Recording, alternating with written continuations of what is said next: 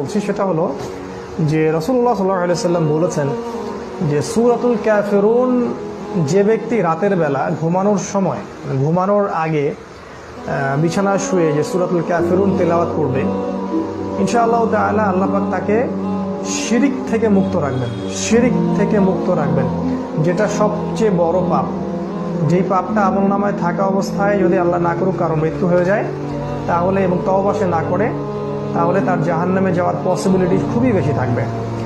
তো এই সবচেয়ে বড় যে জুলমুন আযীম, সবচেয়ে বড় পাপ, এইটা থেকে বাঁচার জন্যে আল্লাহর রাসূল সাল্লাল্লাহু আলাইহি ওয়াসাল্লাম আমাদেরকে সূরাতুল কাফিরুনকে প্রতি রাতে ঘুমানোর সময় তিলাওয়াত করার একটা আদেশ দিয়েছেন, সুন্নাহ। এটা আমরা যদি প্র্যাকটিস করি ইনশাআল্লাহ আল্লাহ পাক আমাদের হৃদয় থেকে শিরিক দূর করে দিবেন